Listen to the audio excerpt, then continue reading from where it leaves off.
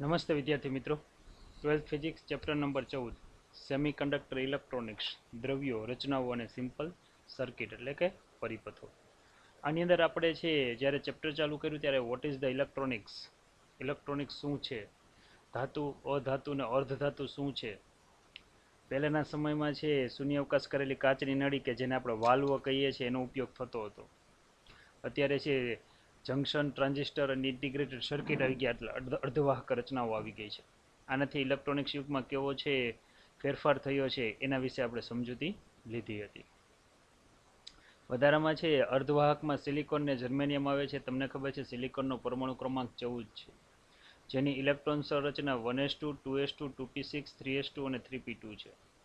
છેલ્લી કક્ષા છે એટલે કે જે એમ કવચ છે એમાં 4 જ ઇલેક્ટ્રોન સમાય છે, 4 ભરવાના બાકી છે. 4 ઇલેક્ટ્રોન આવેલા હોવાથી અને ટેટ્રાવેલેન્ટ કહેવાય છે. 4 ઇલેક્ટ્રોન જે ઉર્જા સ્તર દ્વારા ભરાયેલો હોય એને વેલેન્સ બેન્ડ કહેવાય. બાકીના 4 ખાલી છે જેને કંડક્શન બેન્ડ કહેવાય. બે વચ્ચેનો જે ગેપ છે આ ગેપને કહેવામાં આવે છે એનર્જી ગેપ કહેવામાં આવે છે. સિલિકોન માટે આનું મૂલ્ય 1.1 ઇલેક્ટ્રોન વોલ્ટ, જ્યારે જર્મેનિયમ માટે આનું મૂલ્ય 0.72 ઇલેક્ટ્રોન વોલ્ટ સમથિંગ હોય છે. બરાબર. વાહક, અવાહક અને અર્ધવાહક વચ્ચે એનર્જી ગેપના મૂલ્યો કઈ રીતે બતાવી શકીએ એ પણ સમજૂતી આપેલી છે. ધાતુમાં એકબીજા ઉપર ઓવરલેપિંગ હોય છે. અવાહકોમાં ખૂબ છૂટા છૂટા હોય છે એટલે કે ઇલેક્ટ્રોન મુક્ત થતા જ નથી. વેલેન્સમાંથી કંડક્શન બેન્ડમાં ન જાય એટલે અવાહક છે, રબર છે, કાચ છે એમાં વિદ્યુતનું વહન થતું નથી. જ્યારે અર્ધધાતુમાં આ બેન્ડ ગેપ ઉર્જાનું મૂલ્ય 3 ઇલેક્ટ્રોન વોલ્ટ કરતાં ઓછું હોય છે. જેમ એને ગરમી મળશે એમ ઇલેક્ટ્રોન વેલેન્સ બેન્ડમાંથી કંડક્શન બેન્ડમાં જશે અને છે સંક્રાંતિ થશે. જર્મેનિયમની ઇલેક્ટ્રોન સંરચના પણ તમને આપેલી છે, એમાં એન કવચ અધૂરી છે. અહીંયા છે સિલિકોન કે જર્મેનિયમ પરમાણુ છે ચારે પાડોશી પરમાણુ સાથે એક એક ઇલેક્ટ્રોનની ભાગીદારી કરે છે. આ બંધને સહસંયોજક બંધ કહેવાય. એક સહસંયોજક બંધની અંદર 2 ઇલેક્ટ્રોન હોય છે. અને જો આ દ્વિપરિમાણમાં રચના છે અને ત્રિપરિમાણમાં આગળ વધીએ તો આ જ રીતે તમને જેમ આગળની સાઈડ દેખાય છે એમ પાછળની સાઈડ પણ ઇલેક્ટ્રોન હોય છે. સમચતુષ્ફલકીય જાળીદાર રચના બને છે જે હીરાનું બંધારણ છે એવા પ્રકારની છે. આથી આ બંધારણને ડાયમંડ સ્ફટિક બંધારણ પણ કહેવામાં આવે છે. બરાબર છે. વધારામાં અર્ધવાહકમાં હોલ એટલે શું એની સમજૂતી તમને આપી હતી. સહસંયોજક બંધમાં બધા જ ઇલેક્ટ્રોન છે જોડાયેલા હોય છે ત્યારે 0 કેલ્વિન તાપમાને હોય છે. એક પણ ઇલેક્ટ્રોન મુક્ત નથી હોતો એટલે કે છે આ અર્ધવાહક સંપૂર્ણ અવાહક તરીકે વર્તે છે. જેમ જેમ વાતાવરણમાંથી ઉર્જા મેળવશે એમ ઇલેક્ટ્રોન સહસંયોજક બંધમાંથી ભંગાણ સર્જે એટલે બહાર નીકળશે. ઇલેક્ટ્રોન જ્યાંથી બહાર નીકળે છે ત્યાં ખાલી જગ્યા રચાય છે. આ ખાલી જગ્યાને હોલ કહેવાય છે. બીજા કોઈ સહસંયોજક બંધમાં ભંગાણ સર્જાય અને ઇલેક્ટ્રોન ગતિ દરમિયાન હોલની નજીક આવે અને એની ઉર્જા ઘટે તો હોલમાં આવીને બેસી જાય છે. એટલે કે હોલ અહીંયા છે ઇલેક્ટ્રોનને ગતિ કરવા માટે છે થોડીક મદદરૂપ થાય છે. બાકી હોલ છે કોઈ વાસ્તવિક કણ નથી, ખાલી જગ્યા છે બે સહસંયોજક બંધ વચ્ચેની. આથી છે અહીંયા છે વિદ્યુતનું વહન ઇલેક્ટ્રોન અને હોલ બંને દ્વારા થતું હોય છે. ચાલો ફરી પાછો આ જ ટોપિક છે એને રિપીટ કરીએ છીએ આપણે અને આપણે એને છે સમજીએ છીએ. બરાબર. હોલ અને ઇલેક્ટ્રોન દ્વારા છે વિદ્યુતનું વહન કઈ રીતે થાય છે. અને શુદ્ધ એટલા માટે કહેવામાં આવે છે કારણ કે જે કાંઈ ઇલેક્ટ્રોન છે એ બધા અંદરથી જ ઉત્પન્ન થાય છે, કંઈ બહારથી ઇલેક્ટ્રોન આવતો નથી. આમાં ઇલેક્ટ્રોન અને હોલનું વિદ્યુતનું વહન કેવી રીતે થાય છે આપણે સમજવું છે. આપણે એવું સમજાવ્યું છે કે એક સિલિકોન કે જર્મેનિયમ પરમાણુ કેન્દ્ર સ્થાને હોય છે. આડોશ પાડોશમાં પાડોશી પરમાણુ છે એ 4 હોય છે. આમ દરેક પરમાણુને છે આજુબાજુ આવા છે 4 પાડોશી પરમાણુ હોય છે જે આપણે એની રચનામાં જોયું છે. સહસંયોજક બંધ બને ત્યારે છે આ સિલિકોન કે જર્મેનિયમ સાથે છે આ રીતે બંધ જોડાય છે. સહસંયોજક બંધની અંદર આપણને ખબર છે દરેક સહસંયોજક બંધમાં 2 ઇલેક્ટ્રોન હોય છે. રાખી આપણે આ રચના બતાવીએ આ રીતે. ધારી લો કે આ કોઈ એક રચના છે. બરાબર. હવે વચ્ચે રહેલો જે પરમાણુ છે એ સિલિકોન પરમાણુ છે. બરાબર. આ બધા છે સિલિકોન છે SI કે પછી તમે જર્મેનિયમ પણ ત્યાં લખી શકો કે જેની સંયોજકતા +4 છે. હા, બધા સિલિકોન પરમાણુ છે. હવે આમાં છે વચ્ચે છે આમાં છે બધા આગળ છે એક એક ઇલેક્ટ્રોન છે. એક સહસંયોજકમાં 2 ઇલેક્ટ્રોન હોય. ઇલેક્ટ્રોનને આપણે આવી ઈ સાઇન વડે દર્શાવીએ છીએ. ચોપડીમાં છે ગોળ ટપકા વડે દર્શાવેલ છે. આપણું ઈ બોર્ડ છે. ઇલેક્ટ્રોનિક્સ બોર્ડમાં છે એ રીતે ટપકા કરવા થોડાક અઘરા પડે છે. બરાબર. એટલા માટે આપણે છે આપણે આવું આ રીતે ઇલેક્ટ્રોન સાઇન વડે દર્શાવીએ. પરીક્ષામાં તમે આ રીતે દર્શાવો તો પણ કાંઈ તમારા માર્ક્સ કપાશે નહીં, યાદ રાખજો. અત્યારે તમે જોવો તો કે છે અહીંયા જે કંઈ સહસંયોજક બનવું છે એમાં બધા જ ઇલેક્ટ્રોન અંદર જકડાયેલા છે, એક પણ ઇલેક્ટ્રોન મુક્ત નથી. એટલે કે આ જે અર્ધવાહક છે અત્યારે 0 કેલ્વિન તાપમાન, યાદ રાખો 0 કેલ્વિન એટલે -273°C તાપમાને સંપૂર્ણ અવાહક તરીકે વર્તે છે. બરાબર. હવે જે મને બહારથી છે વાતાવરણની ગરમી મળતી જશે અને સાથે સાથે બાહ્ય વિદ્યુતદબાણ આપીએ આપણે. વિદ્યુતદબાણ એટલે કે બેટરી આપીએ. આ રીતે છે ઇલેક્ટ્રોન છે સહસંયોજક બંધની અંદર. આપણને ખબર છે કે સિલિકોન પરમાણુ હોય તો આ ઇલેક્ટ્રોન છે અંદર જે જકડાયેલા છે એની ઉર્જા લગભગ 1.1 ઇલેક્ટ્રોન વોલ્ટ જેટલી હોય છે. અને જો જર્મેનિયમ સ્ફટિક હોય તો આ ઉર્જા લગભગ 7 સમથિંગ ઇલેક્ટ્રોન વોલ્ટ જેટલી હોય છે. હવે આટલી ઉર્જા તો એને વાતાવરણમાંથી મળી જતી હોય છે. એટલે શું થાય તો કે આ ઇલેક્ટ્રોન પોતાની જગ્યા જ રહીને દોલન કરશે. જ્યારે આ ઇલેક્ટ્રોન પોતાની બંધન ઉર્જા કરતા, એટલે આ બંધન ઉર્જા છે, બંધન ઉર્જા કરતાં વધુ ઉર્જા મેળવી લેશે ત્યારે આ ઇલેક્ટ્રોન છે ત્યાંથી છે સહસંયોજક બંધમાંથી બહાર નીકળી જશે. ધારી લઈએ કે આપણે બતાવીએ કે અહીંયા ઇલેક્ટ્રોન છે, જે ઇલેક્ટ્રોન એ સહસંયોજક બંધમાંથી અહીંથી બહાર નીકળે છે, બરાબર. એટલે અહીંયા ખાલી જગ્યા રચાય છે. આ ખાલી જગ્યા રચાય, આ ખાલી જગ્યાને આપણે છે હોલ દ્વારા દર્શાવીએ છીએ. અને આ ઇલેક્ટ્રોન અહીંયા મુક્ત થઈને ગતિ કરશે. ખાસ યાદ રાખો આ જે ઇલેક્ટ્રોન છે, બરાબર, એની ગતિ છે હંમેશા ધન છેડા તરફ હોય છે. એટલે કે અહીંયા જે ઇલેક્ટ્રોન જે મુક્ત થાય છે આ ઇલેક્ટ્રોનની ગતિ પ્લસ છેડા તરફ હશે, કારણ કે ઇલેક્ટ્રોનનો વીજભાર ઋણ છે. આ રીતે આપણે દર્શાવ્યું. હવે થશે એવું કે જેમ અહીંયા એક હોલનું નિર્માણ થયું કે એક ઇલેક્ટ્રોનનું નિર્માણ થયું, અંદરથી જ નિર્માણ થયું છે, બહારથી કોઈ ઇલેક્ટ્રોન કે હોલ આવતા નથી, એટલા માટે આને આંતરિક કહેવાય. આંતરિકને આપણે ઇન્ટ્રિન્સિક કહીએ, ઇન્ટ્રિન્સિકને કહેવાય શુદ્ધ અર્ધવાહક. બરાબર. હવે શું થશે તો કે બીજા કોઈ સહસંયોજક બંધમાં ભંગાણ સર્જાશે, ત્યાંથી છે આ રીતે છે હોલ રચાતા જશે. બરાબર. જો ત્યાંથી આ રીતે છે હોલ રચાતા જાય, બરાબર, તો થશે એવું કે ધારી લ્યો કે અહીંયા એક હોલનું નિર્માણ થયું, અહીંથી આ ઇલેક્ટ્રોન છૂટો પડ્યો, આ રીતે એક હોલનું નિર્માણ થયું, ત્યાંથી એક ઇલેક્ટ્રોન છૂટો પડ્યો. હવે થશે એવું કે આ ઇલેક્ટ્રોન જવા અહીંયા છે આપણે એમ બતાવીએ કે આ ઇલેક્ટ્રોન છે જેમ જેમ છે આગળ વધતા જશે એમ એમ પોતાની એનર્જી ઘટતી જાય.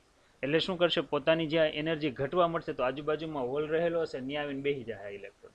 વળી પાછું એનો અર્થ એવો થયો કે આ હોલને બૂરી દીધો. તો એનો અર્થ એવો થયો કે અહીંયા છે ઇલેક્ટ્રોનને હરવા ફરવાની સંભાવનામાં વધારે થાય છે. બરાબર, મદદરૂપ થાય છે હોલ.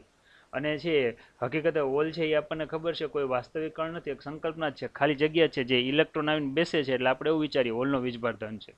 તમે જોઈ શકો છો કે જેવો અહીંથી આ હોલ બુરાઈ જશે તો અહીંયા નવા એક હોલનું નિર્માણ થયું છે. એટલે જે હોલ છે, બરાબર, એની ગતિ છે કંઈક આ બાજુ થાય છે. આ બાજુ એટલે કઈ બાજુ તો કે માઇનસ છેડા તરફ. આ અર્થમાં આપણે એવું વિચારીએ કે અહીંયા હોલનો વીજભાર ધન છે, હકીકત એમાં ધન વીજભાર જેવું કંઈ હોતું નથી. તો આ રીતે ઇલેક્ટ્રોન અને હોલ બંને દ્વારા વિદ્યુતનું વહન થતું હોય છે. આમ જો આવા જે ડાયરેક્ટ ઇલેક્ટ્રોન દ્વારા જે વિદ્યુતનું વહન થાય છે, આ વહનને આપણે બતાવીએ તો આ પ્રકારના છે વિદ્યુત પ્રવાહને I વડે દર્શાવીએ. હોલ દ્વારા વિદ્યુતનું વહન થાય તો એને IH વડે દર્શાવીએ, અને આ રીતે આપણને કુલ પ્રવાહ I મળે છે. કોઈ પણ સંજોગોમાં તમે જુઓ તો કે ઇલેક્ટ્રોનની સંખ્યા ઘનતા લ્યો કે હોલની સંખ્યા ઘનતા લ્યો, હંમેશા સમાન જ હોય છે. એનો અર્થ એવો થયો કે અહીંયા NE બરાબર છે NH બરાબર NI લખી શકું. NI ને કહેવાય ઇન્ટ્રિન્સિક, ઇન્ટ્રિન્સિક ને કહેવાય આંતરિક અર્ધવાહક અથવા શુદ્ધ અર્ધવાહક. આંતરિક અથવા તો શું બોલે છે આને, શુદ્ધ અર્ધવાહક તરીકે ઓળખાય છે. તો આ સૂત્ર આપણે છે ખાસ યાદ રાખશું કે શુદ્ધ અર્ધવાહકમાં હંમેશા ઇલેક્ટ્રોન અને હોલ બંને કેવા હોય છે, સરખી સંખ્યામાં. તો વિદ્યાર્થી મિત્રો, તમે જે અત્યારે આ વિદ્યુતનું વહન જોયું, આ વિદ્યુતનું વહન છે એ સ્ફટિક બંધારણને આધારે જોયું. યાદ રાખીએ આપણે, પરીક્ષામાં પૂછાય તો આપણે યાદ રાખવાનું સ્ફટિક બંધારણ. બરાબર છે. સ્ફટિક બંધારણ ન કહેવું હોય તો અંગ્રેજીમાં બોન્ડ પિક્ચર કહેવાય, જેમ્સ બોન્ડ, તમને નામ યાદ રહી જશે. કયું બંધારણ કહેવાય? James bond. બરાબર, બોન્ડવાદના આધારે પણ કહી શકાય. હવે આ જ પ્રશ્ન જો આપણે રિપીટ કરીએ છીએ, હવે તમને પૂછે કે અહીંયા માત્ર આટલો ફેર હોય છે કે શુદ્ધ અર્ધવાહકમાં થતું વિદ્યુતનું વહન, ઇલેક્ટ્રોન ને હોલ વિદ્યુત કેવી રીતે નિર્માણ થાય છે તે સમજાવો. પણ આપણને એમ કીધું હોય કે સ્ફટિક બંધારણ કે છે બોન્ડવાદના આધારે નહીં, ઉર્જા સ્તરના આધારે સમજાવો, તો પણ આપણે સમજાવી શકીએ છીએ. આપણને ખબર છે કે સિલિકોન છે જેનો પરમાણુ ક્રમાંક 14 છે, પહેલી કક્ષામાં 2 ઇલેક્ટ્રોન સમાય, બીજી કક્ષામાં 8 સમાય અને ત્રીજી કક્ષામાં 4 ઇલેક્ટ્રોન સમાય. પોતાનું અષ્ટક પૂરું કરવા માટે 4 ઇલેક્ટ્રોનની જરૂર પડે છે. એટલે આપણને ખબર છે કે છેલ્લે છે અહીંયા આપણે આ રીતે લખીએ છીએ, લાસ્ટ ટાઈમ તમને આ બધું યાદ છે કે એસ અને છે પી ની બબે કક્ષકો ભરાયેલી હોય છે.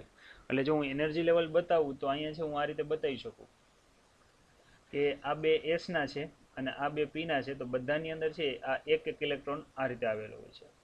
અને વાહે છે પી ની વાહે તમે જોઈ શકો છો કે આમાં 4 ઉર્જા સ્તર ખાલી છે, એટલે 4 ઉર્જા સ્તરને હું આ રીતે બતાવી દઉં. બાકીના એક પરમાણુની વાત છે, બરાબર. આ જે બેન્ડ રચે છે આ બેન્ડને આપણે કન્ડક્શન બેન્ડ કીધું હતું, એટલે energy level of conduction band. અને આ જે છે બરાબર, આને આપણે વેલેન્સ બેન્ડ કીધું હતું, energy level of valence band, બરાબર. તો આ રીતે કંઈક આપણે આને છે બતાવીએ છીએ. હવે વચ્ચેનો જે ગેપ છે એ આપણને ખબર છે શું છે. વચ્ચેના ગેપને એનર્જી ગેપ કહેવાય છે, જેને આપણે ઇજી સાઇન વડે દર્શાવીએ છીએ. તમને હમણાં સમજાવ્યું અહીંયા એ પ્રકારે છે, ઇલેક્ટ્રોનને મુક્ત થવું હોય સહસંયોજક બંધમાંથી તો કેટલી ઉર્જાની જરૂર પડે સિલિકોન હોય તો કે 1.1. તમારે એવું વિચારવાનું કે જ્યારે ઇલેક્ટ્રોન સહસંયોજક બંધમાં જકડાયેલા છે ત્યારે એ બધા જ ઇલેક્ટ્રોન છે વેલેન્સ બેન્ડમાં છે.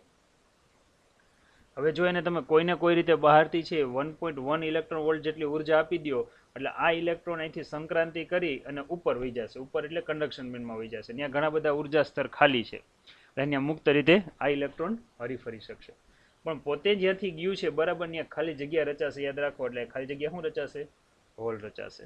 તો તમે જોઈ શકો છો કે જેમ કન્ડક્શન બેન્ડની અંદર એક ઇલેક્ટ્રોન વહીતો એમ વેલેન્સ બેન્ડની અંદર એક હોલ વહીતો. આ રીતે છે અહીંથી છે ઇલેક્ટ્રોન છે એ સંક્રાંતિ કરી અને ઉપર જઈ શકશે. ખાસ યાદ રાખો. આપણે એવું યાદ રાખવાનું કે અહીંયા ઇલેક્ટ્રોન છે જ્યારે સહસંયોજક બંધની અંદર હોય ત્યારે એ છે વેલેન્સ બેન્ડની અંદર છે. જ્યારે આ ઇલેક્ટ્રોન જેવો મુક્ત થઈ જાય એટલે ક્યાં આવી જશે? કન્ડક્શન બેન્ડમાં.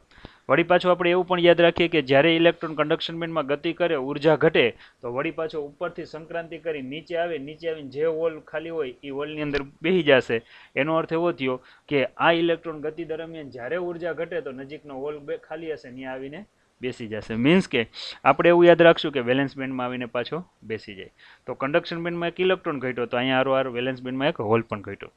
કોઈ પણ સંજોગે તમે જુઓ તો કે અહીંયા છે જેમ કન્ડક્શન બેન્ડની અંદર ઇલેક્ટ્રોનની જેટલી સંખ્યા ઘનતા જોવા મળશે એમ વેલેન્સ બેન્ડની હોલની સંખ્યા ઘનતા સમાન મળશે. આ ઉપરથી કહી શકાય કે આ અર્ધવાહક છે. કેવા અર્ધવાહક છે? આંતરિક એટલે કે ઇન્ટ્રિન્સિક અર્ધવાહક છે. તો વિદ્યાર્થી મિત્રો એકદમ સરળ ટોપિક છે. સરળ ટોપિકને આપણે આ રીતે યાદ રાખશું. આના આધારે આપણે હજી પણ જુદા જુદા અર્ધવાહક ભણવાના છે અને આ જ મેથડથી આપણે આગળ હાલવાનું છે. એટલે આને બરાબર સમજવાના છે. સમજીને આપણે છે તૈયાર કરી અને આગળ વધવાનું છે, બરાબર. તો ખાસ એક ફરીવાર સૂત્ર લખું છું.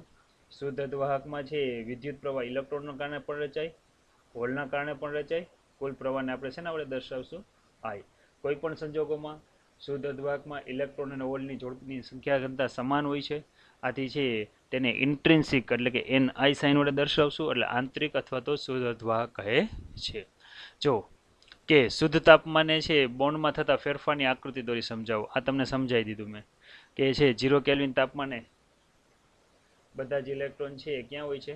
વેલેન્સ બેન્ડમાં હોય છે, બરાબર. જેમ જેમ તાપમાન વધતું જશે બરાબર એમ એમાં ઇલેક્ટ્રોન સંક્રાંતિ કરીને ઉપર જતા જશે.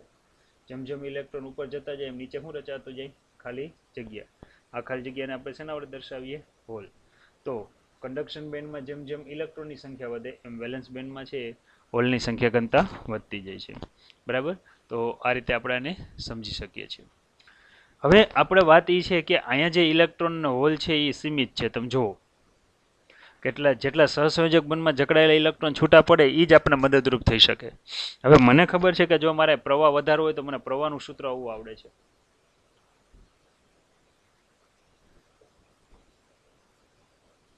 જો મારે પ્રવાહનું મૂલ્ય વધારવું હોય તો નંબર ઓફ ઇલેક્ટ્રોન્સ વધારવા પડે. હવે અહીંયા તો જે કાંઈ વધારાના ઇલેક્ટ્રોન છે એ ઇલેક્ટ્રોન તો સહસંયોજક બંધના જ છે, વધારાના કોઈ આવતા નથી, એટલે આપણે એને શુદ્ધ કહેતા હતા. પણ જો હું પહેલેથી જ વધારાના ઇલેક્ટ્રોન નાખી દઉં ને પછી તાપમાન વધારું તો સહસંયોજક બંધમાં ઇલેક્ટ્રોન તો મને મદદરૂપ થશે જ. સાથે સાથે છે અહીંયા વધારાના મેં અગાઉથી નાખેલા ઇલેક્ટ્રોન છે એ ઇલેક્ટ્રોન પણ મદદરૂપ થશે. એટલે બહારથી નાખવા પડશે. વધારાના બહારથી નાખીએ ને એને ડોપિંગ કહેવાય છે, યાદ રાખજો. ડોપિંગ, બરાબર. ડોપિંગ એટલે કે એને અશુદ્ધિ કહેવાય, અશુદ્ધિ ઉમેરવાની પ્રક્રિયા કહેવાય. એટલા ઉપરથી જો આખો પ્રશ્ન બને છે કે શુદ્ધ અર્ધવાહકમાં અશુદ્ધ ઉમેરવાની જરૂર શાથી પડે છે તેની શરત લખો અને અશુદ્ધ અર્ધવાહક કયા કયા છે એની વાત કરવાની છે. શુદ્ધ સિલિકોન કે શુદ્ધ જર્મેનિયમ માં અશુદ્ધિ ઉમેરવાની પ્રક્રિયાને અશુદ્ધિ ઉમેરવાની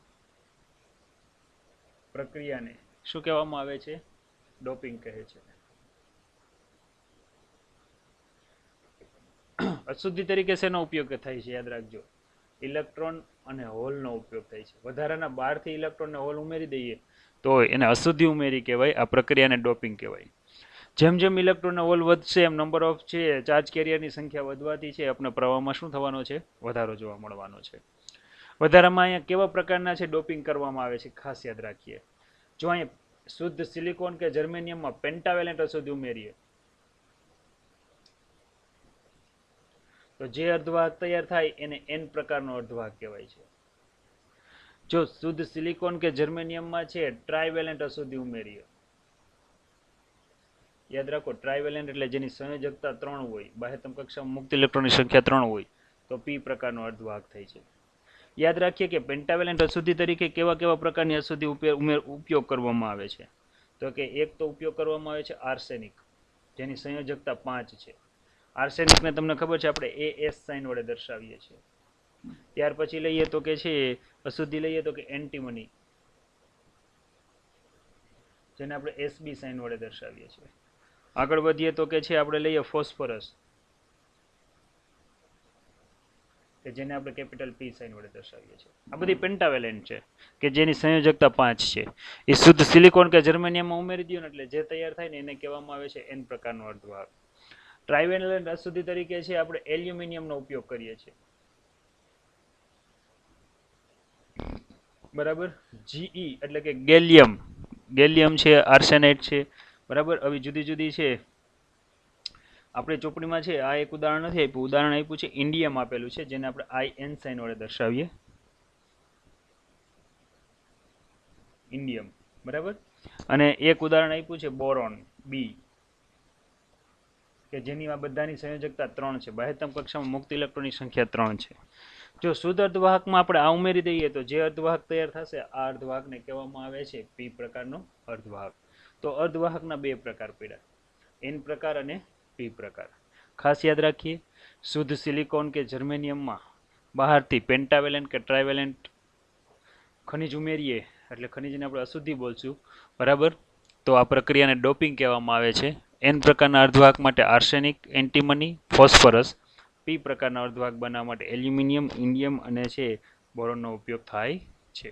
આપણે યાદ રાખશું.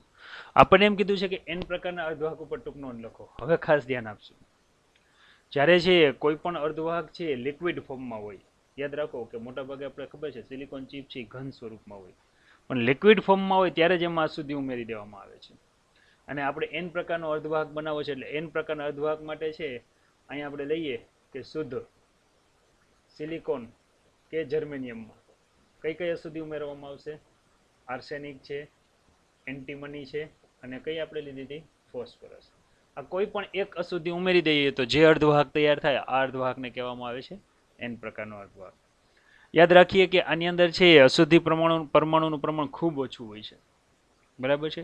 કેટલું હોય છે એ તમને કહી દઉં કે 10⁶ સિલિકોન પરમાણુ દીઠ માત્ર છે એક અશુદ્ધિ પરમાણુ એટલે એક આર્સેનિક પરમાણુ હોય છે. એનો અર્થ એવો થયો કે 10⁻23 જો હું આની ગણતરી કરું 10⁻23 તો આનું પ્રમાણ લગભગ છે 10⁻17 જેટલું હોય છે. આનો અર્થ એવો થયો કે 1 મોલ સિલિકોન લ્યો ને પરમાણુ તો એની અંદર 10⁻23 સિલિકોન પરમાણુ હોય, તો સામે આર્સેનિક પરમાણુ કેટલા હોય છે? તો કે 10⁻17 જેટલા હોય છે.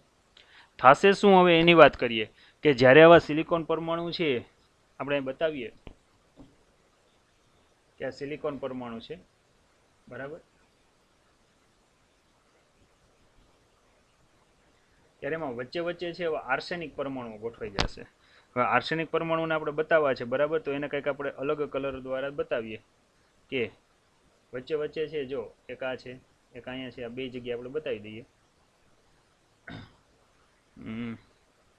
મિનિટ, બરાબર.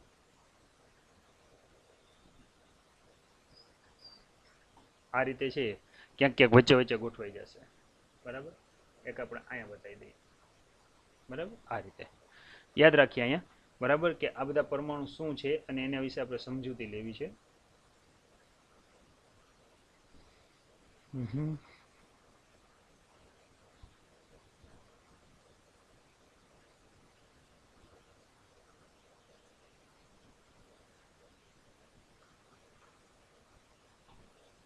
આ રીતે બતાવીએ.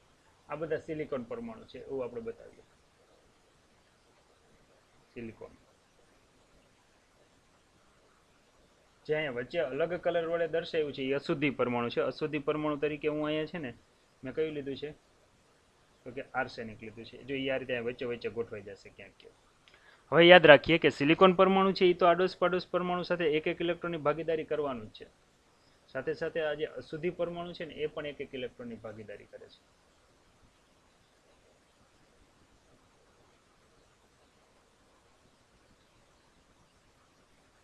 તો આ રીતે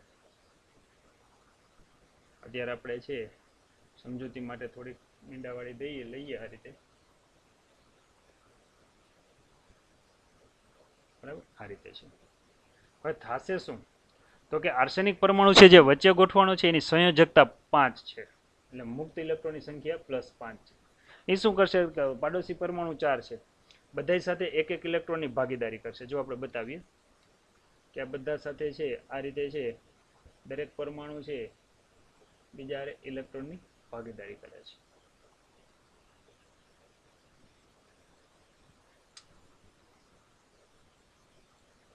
આ થઈ ઇલેક્ટ્રોનની ભાગીદારી. હવે બરાબર વિચારો કે કેન્દ્ર સ્થાને જે અહીંયા જે આર્સેનિક પરમાણુ છે એની સંયોજકતા +5 છે. પાડોશી પરમાણુ તમે જુઓ તો કે 1 2 3 અને 4 છે. બધા સાથે એક એક ઇલેક્ટ્રોનની ભાગીદારી કરશે. હજી તેની આગળ એક ઇલેક્ટ્રોન વધશે. એ એક ઇલેક્ટ્રોન ક્યાં હશે તો કે છે જે આર્સેનિકની જો હું સંયોજકતા લઉં તો એના 5 ઉર્જા સ્તર લઉં તો કે પાંચેયમાં એક એક ઇલેક્ટ્રોન છે. યાદ રાખજો સંયોજકતા 5 છે. એમાં 4 છે ને સહસંયોજક બંધમાં વપરાઈ ગયા. જો તો એક ઇલેક્ટ્રોન તરીકે હોય તો એ એક ઇલેક્ટ્રોન આર્સેનિક પરમાણુની અંદર જ રહેશે. ક્યારે તો કે 0 કેલ્વિન તાપમાનની આ વાત છે. યાદ રાખજો 0 કેલ્વિન એટલે શું -273 સેલ્સિયસ. એનો અર્થ એવો થયો કે આર્સેનિક પરમાણુ છે એક ઇલેક્ટ્રોન છે જે તે સ્ફટિક એટલે સ્ફટિક તરીકે કયો છે તો કે આ સિલિકોન છે અથવા જર્મેનિયમ છે. જો આ એક ઇલેક્ટ્રોનનું દાન કર્યું કહેવાય વધારાનું આપ્યો. એટલે કે વિચાર કરો કે અહીંયા તમને જેમ સમજાવ્યું એ પ્રમાણે છે 10⁶ સિલિકોન પરમાણુ હોય એના દીઠ એક આર્સેનિક પરમાણુ હોય. પણ 10⁻³ જો સિલિકોન પરમાણુ હોય ત્યારે છે આરની સંખ્યા કેટલી થઈ જાય તો કે 10⁻17. એનો અર્થ એવો થયો કે હું 1 મોલ સિલિકોન લઉં એની અંદર પરમાણુ સંખ્યા એવો ગ્રેડો આંક જેટલી હોય એટલે કે 6 × 10⁻23 જેટલી હોય તો ઓલરેડી આર્સેનિક પરમાણુ કેટલા થઈ ગયા 10⁻17 જેટલા. બરાબર વિચારો એક પરમાણુ દીઠ વધારાનો આવો એક ઇલેક્ટ્રોન મળે છે. એક પરમાણુ દીઠ વધારાનો આપણને અહીંયા એક ઇલેક્ટ્રોન મળે છે. જો તો આવા પહેલેથી જ સંખ્યા કેટલી આપણે આગળ વધારે છે તો કે આપણે આગળ પહેલેથી જ સંખ્યા છે આ વધારાનો આપણને એક ઇલેક્ટ્રોન મળે છે. આપણે આ રીતે બતાવીએ તો ઓલરેડી વધારાની પહેલેથી જ એક મોલ દીઠ છે 10⁻17 સંખ્યા વધારે છે તો વધારાના આપણે ઇલેક્ટ્રોન કેટલા મળી ગયા દરેક પરમાણુ દીઠ એક તો 10⁻17 આર્સેનિક પરમાણુ હોય તો ઓલરેડી પહેલેથી જ આપણી આગળ છે વધારાના ઇલેક્ટ્રોનની સંખ્યા કેટલી છે તો કે 10⁻17 જેટલી છે. એ પણ ક્યારે 0 કેલ્વિન તાપમાને નિરપેક્ષ શૂન્ય તાપમાને છે. સમજાણું બરાબર. અહીંયા દરેક આર્સેનિક પરમાણુ એક ઇલેક્ટ્રોનનું છે જે તે સ્ફટિક એટલે કે સિલિકોન કે જર્મેનિયમને દાન કરે છે એમ કહેવાય. તેથી આવી અશુદ્ધિને ડોનર અશુદ્ધિ કહેવાય છે. ડોનર છે ઇમ્પ્યુરિટી અથવા ડોનર અશુદ્ધિ અથવા તો આને આપણે દાન કરે છે એટલે દાતા અશુદ્ધિ તરીકે ઓળખશું. પરીક્ષામાં પૂછાય કોઈ પણ છે 2 ડોનર અશુદ્ધિના નામ આપો તો આપણે છે જે 3 નામ આપણને આવડે છે એમાંથી પેન્ટાવેલેન્ટ આવડીમાંથી છે કોઈ પણ 2 નામ આપી દેવાય. જેમ કે છે આર્સેનિક છે એન્ટીમની છે અથવા શું છે ફોસ્ફરસ. આ રીતે છે આપણે નામ આપી શકીએ છીએ. હવે શું થાય એની વાત કરીએ. હવે હું અહીંયા બાહ્ય છે વોલ્ટેજ લગાડું છું બરાબર છે અને એ રીતે આપણે આગળ વધીએ. દાખલા તરીકે અહીંયા છે બહારથી છે આ બેટરીનો ધન છેડો છે આ બેટરીનો ઋણ છેડો છે. એટલે અહીંયા શું કરશું કે અહીંયા આપણે છે જેવું આપણે બેટરીના પ્લસ માઇનસ વોલ્ટેજ આપશું સાથે સાથે તાપમાન વધારશું તો આ ઇલેક્ટ્રોન મુક્ત ઇલેક્ટ્રોન તરીકે વર્તશે. પણ ખાસ યાદ રાખવાનું કે જે અહીંયા સહસંયોજક બંધમાં સિલિકોનનો જે સ્ફટિક જોડાયેલો છે ને એને મુક્ત થવા માટે આટલી ઉર્જાની જરૂર પડે છે 1.1 ઇલેક્ટ્રોન વોલ્ટની. પણ જે અહીંયા 12 આટા મારે છે ને આ ઇલેક્ટ્રોનને મુક્ત ઇલેક્ટ્રોન તરીકે વર્તવું હોય તો માત્ર કેટલી જરૂર પડે છે તો કે 0.05 ઇલેક્ટ્રોન વોલ્ટ. એનો અર્થ એવો થયો કે થોડુંક એવું તાપમાન આપશો તરત જ શું થશે તો કે આવા વધારાના ઇલેક્ટ્રોન છે ને એ તો ગતિ કરવા જ મળશે કારણ કે એને ખૂબ ઓછી ઉર્જાની જરૂર પડે છે 0.05. એટલે કે આવા 10⁻17 જેટલા ઇલેક્ટ્રોન ઓલરેડી દોડવા મળશે ધન છેડા તરફ અને ઇલેક્ટ્રોનનું નિર્માણ થશે. આવા ઇલેક્ટ્રોનને મુક્ત ઇલેક્ટ્રોન કહેવાય. ખાસ યાદ રાખીએ ફ્રી ઇલેક્ટ્રોન. બરાબર. અને સાથે સાથે તમે થોડુંક વધારે જ્યારે છે ઉર્જા આપશો ત્યારે શું થશે તો કે આ જે ઇલેક્ટ્રોન સહસંયોજકમાં પડેલા છે બરાબર એને જ્યારે આટલી ઉર્જા મળી જશે એટલે એ પણ મુક્ત થવા મળશે, એ પણ ગતિ કરશે, પણ એ પોતે જે જગ્યાએથી મુક્ત થયા છે ત્યાં ખાલી જગ્યા રચાશે, ત્યાં ખાલી જગ્યા એટલે શું રચાશે? હોલ રચાશે. યાદ રાખજો. બરાબર. વળી આગળ જશે ને આ ઇલેક્ટ્રોન વળી પાછા ક્યાંક સહસંયોજક બંધમાં છે, હોલ ખાલી હશે ત્યાં બુડતા જશે અને પાછું નવું હોલ રચાતું જશે. એનો અર્થ એવો થયો કે સહસંયોજક બંધમાંથી જે ઇલેક્ટ્રોન છૂટા પડે છે એ ઓછી ઉર્જા ધરાવતા છે. થોડુંક આગળ વધે, વળી પાછા કોઈ ગોલમાં બેસી જાય, વળી છૂટા પડે, વળી આગળ વધે. તો એ પણ છે આપણને અહીંયા છે વિદ્યુતના વહનમાં પ્લસ ભાગ ભજવે છે. પરંતુ આવા ઇલેક્ટ્રોનને કહેવાય બંધિત ઇલેક્ટ્રોન. હોલ રચતા અને હોલ પૂરતા ઇલેક્ટ્રોનને શું કહેવાય છે? બંધિત ઇલેક્ટ્રોન કહેવાય છે. જ્યારે આવા ઇલેક્ટ્રોન છે એ તો ડાયરેક્ટ ગતિ કરવા મળશે, કારણ કે એને ખૂબ જ ઓછી ઉર્જાની જરૂર પડે છે, પહેલેથી જ મુક્ત છે. તો અહીંયા વિદ્યુતનું વહન બે રીતે રચાય, એક તો મુક્ત ઇલેક્ટ્રોન દ્વારા, અને બીજું જો આપણે કહેવું હોય બરાબર તો આપણે શબ્દ વાપરી શકીએ બંધિત ઇલેક્ટ્રોન દ્વારા. હવે તમને એમ થાય કે સાહેબ બે ઇલેક્ટ્રોન છે તો એક મુક્ત ને એક બંધિત આપણે બે મિક્સ થઈ જશે તો તમારે બંધિત ન બોલવું હોય ને તો તમારે શું બોલાય? હોલ દ્વારા. બરાબર ને? તમે જોઈ શકો છો કે અહીંયા ઇલેક્ટ્રોનની ગતિ છે એ પ્લસ છેડા તરફ છે. તમે જુઓ, જ્યારે હોલની ગતિ તમે જુઓ તો કે અહીંયા માઇનસ છેડો છે ને એ બાજુ છે. એનો અર્થ એવો થયો કે અહીંયા વિદ્યુતનું વહન બંને દ્વારા થાય. એક મુક્ત ઇલેક્ટ્રોન દ્વારા થાય, જેની સંખ્યા ઘનતાને હું એન ઈ સાઇન વડે દર્શાવું. બંધિત ઇલેક્ટ્રોન દ્વારા થાય. બંધિત ઇલેક્ટ્રોન ન બોલવું હોય તો શેના વડે દર્શાવાય? એન એચ દ્વારા બોલાય. પણ તમે જુઓ પરિણામી સંખ્યા કોની ઘનતા વધારે હશે? એન ઈ અને એચ માંથી તમે જોઈ શકો છો અહીંયા. કારણ કે ઓલરેડી છે વધારાના ઇલેક્ટ્રોન પહેલેથી જ આપણે 1 મોલ દીઠ 10⁻17 જેટલા આવી ગયા, તો વધારે વિદ્યુતનું વહન મુક્ત ઇલેક્ટ્રોન દ્વારા થાય છે. આથી ઇલેક્ટ્રોન અહીંયા છે બહુમતીમાં છે, મેજોરિટીમાં છે. યાદ રાખજો શબ્દ, હમણાં ચૂંટણી ગઈ, મેજોરિટી. બરાબર. અને છે અહીંયા હોલ છે એ ઓછી સંખ્યામાં છે, એટલે એનો અર્થ એવો થયો માઇનોરિટીમાં છે. શેમાં છે? માઇનોરિટીમાં છે. તો આ રીતે છે વિદ્યુતનું વહન થતું હોય છે. તો અહીં મુખ્ય વીજભાર વાહક તરીકે ઇલેક્ટ્રોન છે. આથી અહીંયા છે ઇલેક્ટ્રોન દ્વારા વધારે વિદ્યુતનું વહન થાય.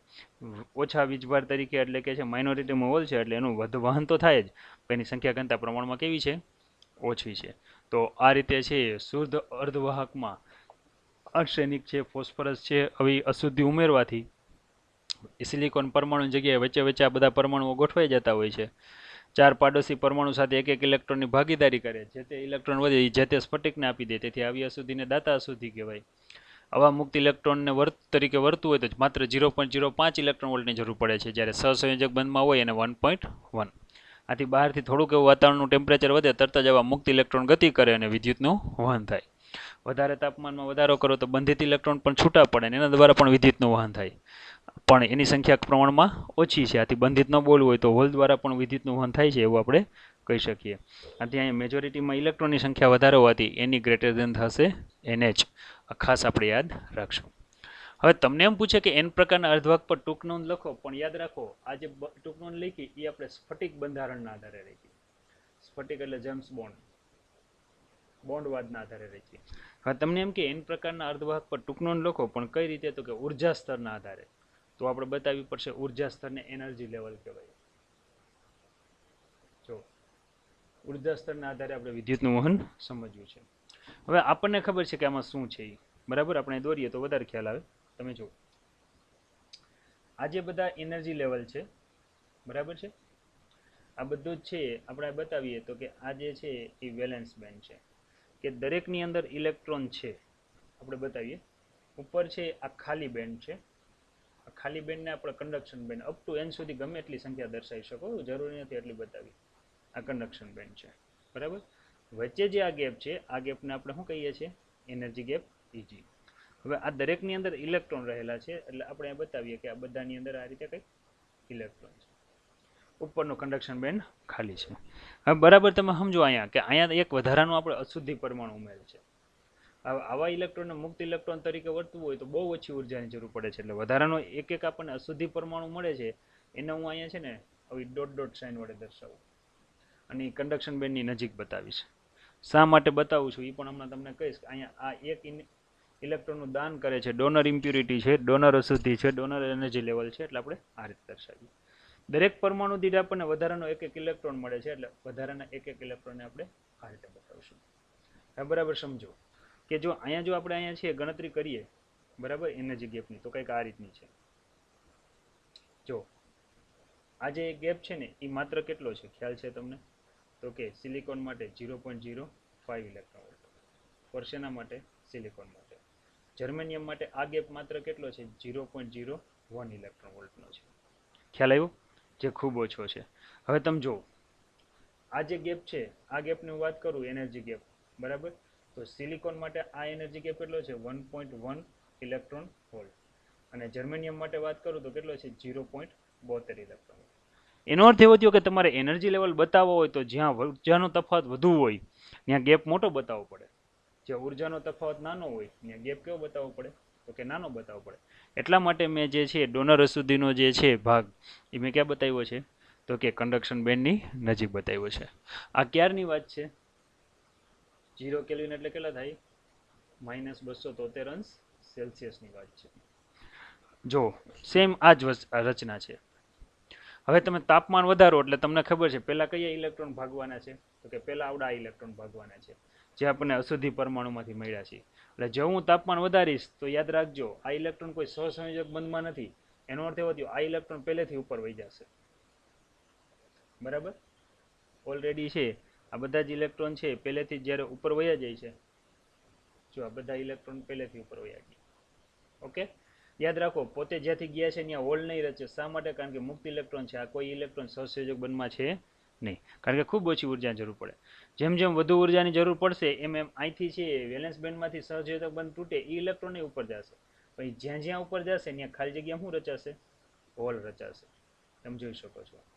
તો કોઈ પણ સમયે તમે જુઓ તો કન્ડક્શન બેન્ડમાં ઇલેક્ટ્રોનની સંખ્યા ઘનતા તમને વધારે જ જોવા મળશે. કોના કરતા? તો કે વેલેન્સ બેન્ડમાંના હોલ કરતા. આ પરિસ્થિતિ તમને કોઈ પણ સંજોગોમાં જોવા મળશે. Ne greater than NH. આથી તમે કહી શકો કે અહીં મેજોરિટીમાં કોણ છે? ઇલેક્ટ્રોન છે. માઇનોરિટીમાં કોણ છે? હોલ છે. મુખ્ય વીજભાર વાહક તરીકે કોણ હોય છે? ઇલેક્ટ્રોન હોય છે. તો વિદ્યાર્થી મિત્રો આ રીતે છે આપણે છે સ્ફટિક બંધારણના આધારે n પ્રકારનું વિદ્યુતનું વહન અને છે ઉર્જા સ્તરના આધારે પણ n પ્રકારનું વિદ્યુતનું વહન આપણે આ રીતે સરળતાથી સમજી શકીએ છીએ. મોસ્ટ આઈમ્પી પ્રશ્ન છે, 2 માર્કમાં પૂછાયો છે. બરાબર, આપણે જેમાં એ ભાગ પાડ્યા હતા કે છે શુદ્ધ અર્ધવાહકમાં અશુદ્ધિ ઉમેરવાની પ્રક્રિયાને ડોપિંગ કહેવાય. બરાબર, પેન્ટાવેલેન્ટ ઉમેરો તો n પ્રકારના અર્ધવાહક બને. હવે એને n શા માટે નામ આપવામાં આવે છે એવી વાત કરીએ છીએ આપણે. હવે તમે જુઓ અહીં મેજોરિટીમાં કોણ છે? ઇલેક્ટ્રોન છે. ઇલેક્ટ્રોનનો ચાર્જ નેગેટિવ છે, તમને ખબર છે. નેગેટિવ એટલે ઋણ છે. અંગ્રેજીમાં જો નેગેટિવનો પહેલો શબ્દ લઈએ ને તો n આવે. બરાબર, તેથી n આવતો હોવાથી આ પ્રકારના આપણે શું કહીએ છીએ? આપણે n પ્રકારના અર્ધવાહક. ખાસ યાદ રાખીએ. બરાબર છે, તો આને n પ્રકારના અર્ધવાહક ઇલેક્ટ્રોન હોવાથી મેજોરિટીમાં આને છે આપણે કહીએ છીએ n પ્રકારના અર્ધવાહક. ચાલો હવે આપણે લઈએ p પ્રકારના અર્ધવાહક. બરાબર, સેમ કન્ડિશન આ જ વસ્તુ. બરાબર, જોઈએ આપણે એને કઈ રીતે બતાવશું. આ જ આકૃતિ તમારે દોરવાની છે.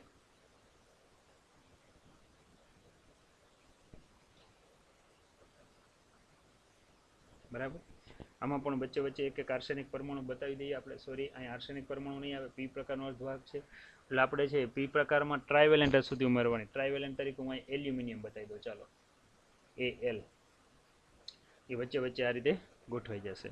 આનું પ્રમાણ કેટલું હોય છે તો એ પણ તમને સમજાવ્યું એ પ્રમાણે 10⁻17 સિલિકોન કે જર્મેનિયમ પરમાણુ હોય ત્યારે છે આનું પ્રમાણ છે 10⁶ હોય છે એલ્યુમિનિયમ.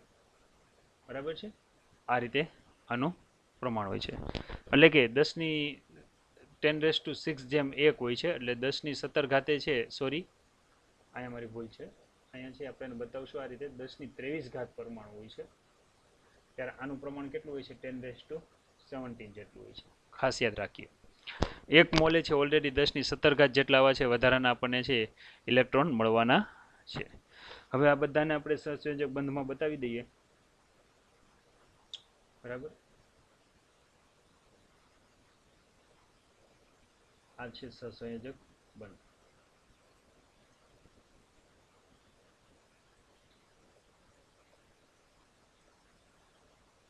એક જ સરખી આકૃતિ, એક જ સરખી પેટર્ન, એક જ સરખું લખાણ, થોડો ઘણો ફેરફાર થાય. યાદ રાખીએ કે આપણી આગળ જે આ છે જે આ ભાગ છે બરાબર, આ બધા સિલિકોન છે, SI સિલિકોન પરમાણુ છે, અથવા તમે જર્મેનિયમ પણ લખી શકો બરાબર, વચ્ચે વચ્ચે છે. હવે અહીંયા છે વધારાનો એક એક ઇલેક્ટ્રોનનો ભાગીદારી બને, જે બંધ બને આ બંધને આપણે કહીએ સહસંયોજક બંધ.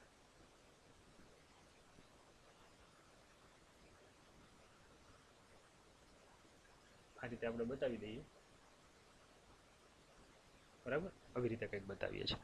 હવે બરાબર તમારે અહીં વિચારવાનું છે કે એલ્યુમિનિયમ છે એ અશુદ્ધિ પરમાણુ છે. એલ્યુમિનિયમની સંયોજકતા 3 છે, મુક્ત ઇલેક્ટ્રોનની સંખ્યા 3 છે. પાડોશી પરમાણુ જુઓ, 1 આ 2, અહીં હું દર્શાવું 2 આ 3, પણ ચોથો જે અહીં પાડોશી પરમાણુ છે એની સાથે એક ઇલેક્ટ્રોન જ્યારે છે ભાગીદારી કરવા જશે ને ત્યારે એક ઇલેક્ટ્રોન ઘટશે. એનો અર્થ એવો થયો કે ચોથા રે છે જ્યારે છે આજે ભાગીદારી કરવા જાય છે ને ત્યારે એક ઇલેક્ટ્રોન ઘટે છે. એક ઇલેક્ટ્રોન ઘટે છે એટલે ન્યા છે ને ખાલી જગ્યા રચાશે. અહીંયા છે આપણે બતાવીએ કે આ ખાલી જગ્યા રચાણી બરાબર, કારણ કે એક ઇલેક્ટ્રોન ઘટ્યો. હવે જ્યાં ઇલેક્ટ્રોન ન હોય સહસંયોજકમાં ખાલી જગ્યા હોય એને આપણે શું કહીએ છીએ? હોલ કહીએ છીએ ને.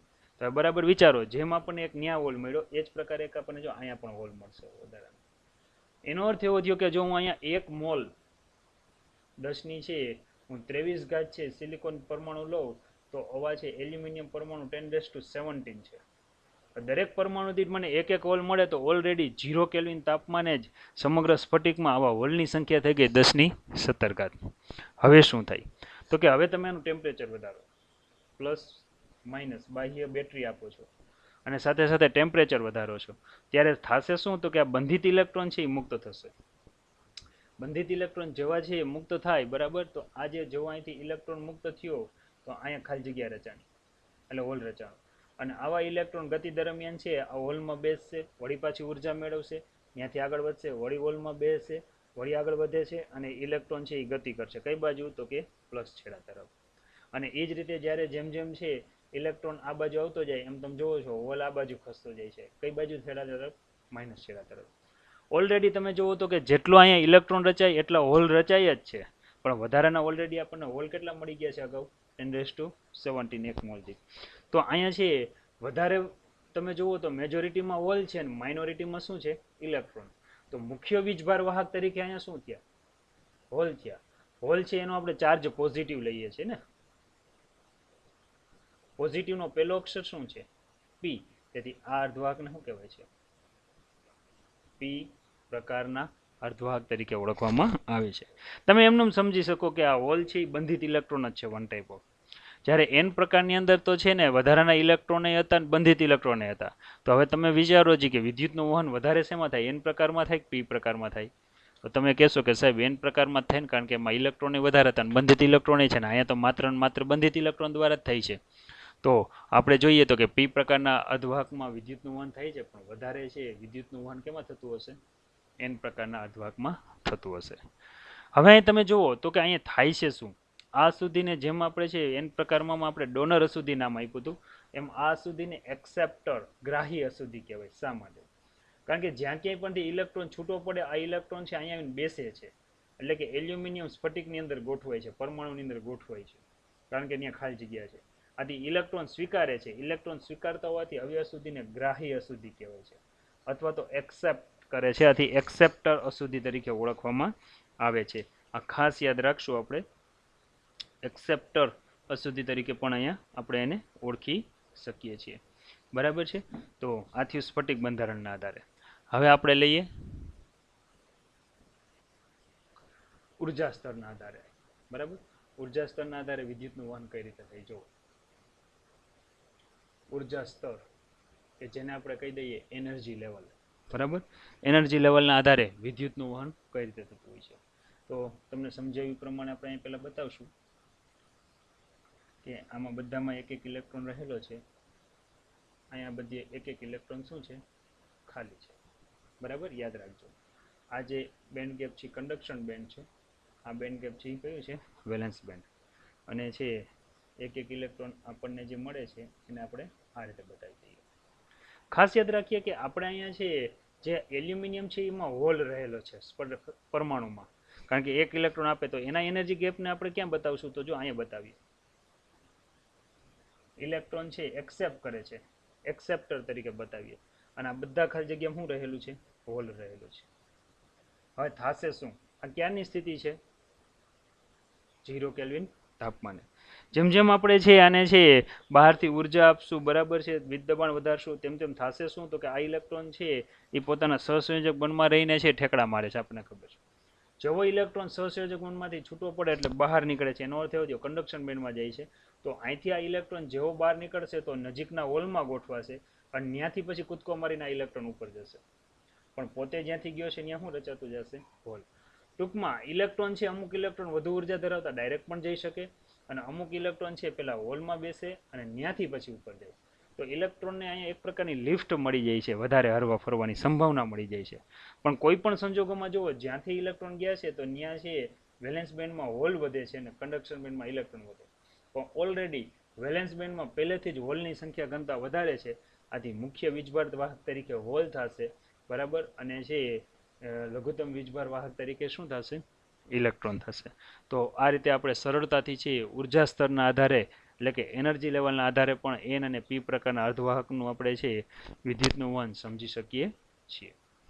હવે અહીંયા આ ટોપિકનો એક છેલ્લો પ્રશ્ન છે કે શુદ્ધ અર્ધવાહકમાં પુનઃસંયોજન ગુણાંક સમજાવો અને આ સૂત્ર મેળવો. બહુ મસ્ત સૂત્ર છે.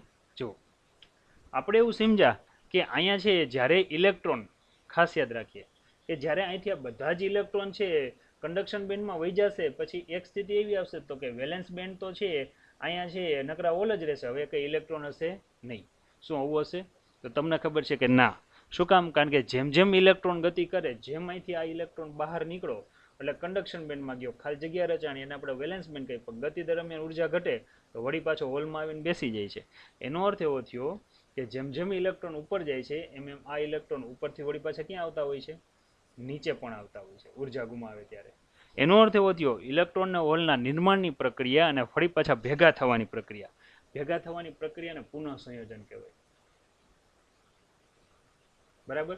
બંનેની પ્રક્રિયા છે ને ઇલેક્ટ્રોન અને હોલ બંનેની સંખ્યા ઘનતાના સમપ્રમાણમાં હોય છે. જેમ સંખ્યા ઘનતા વધુ એમાં ઇલેક્ટ્રોનના હોલ નિર્માણ થવાનું પણ વધારે અને વળી પાછું ભેગું થવાનું પણ વધારે હોય છે. ખાસ યાદ રાખજો. અને છે વિદ્યાર્થી મિત્રો પુનઃ સંયોજન દર પણ કહેવાય છે. પુનઃ સંયોજન દર. જો ચલે છે દૂર લઈએ, બરાબર, તો અચળાંક લેવામાં આવે છે. અચળાંક તરીકે કેપિટલ આર લેવામાં આવે છે. કેપિટલ આરને કહેવાય છે પુનઃ સંયોજન અચળાંક, NE અને NH. આરને કહેવાય છે પુનઃ સંયોજન અચળાંક તરીકે ઓળખવામાં આવે છે. ખાસ યાદ રાખીએ આપણે, બરાબર.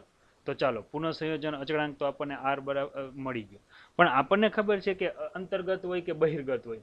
આ બધા અર્ધવાહકને બહિર્ગત એટલા માટે કહેવાય કે બહારથી અશુદ્ધિ ઉમેરીએ, પણ બધાનું તમે જોવો છો સ્ફટિક બંધારણ તો એક સરખું જ છે, ડાયમંડ પ્રકારનું. તેથી છે આમાં આ શરત પણ છે સરળતાથી આપણે લાગુ પાડી શકીએ. કઈ? તો કે NI બરાબર NE બરાબર NH. એનો અર્થ એવો થયો કે અહીંયા જે લખેલું છે આર NE ઇન્ટુ NH, તો હું અહીંયા લખી શકું આર. NE દેખાય ત્યાં હું લખી શકું NI, અને NH દેખાય ત્યાં પણ હું લખી શકું NI. તો તમે જોઈ શકો છો આર આર કેન્સલ, તો અહીંયા એક સૂત્ર બન્યું. જો NI² બરાબર શું બન્યું? NE into NH. આવું સૂત્ર બન્યું. અને આપણે માગ્યું તો કયું સૂત્ર? એની પણ આપણે જો વાત કરીએ તો આપણે માગ્યું છે પણ એ જ સૂત્ર, NI² બરાબર NE ઇન્ટુ NH. તો આ પાઠનું પહેલું ઇક્વેશન છે જે આપણે યાદ રાખશું.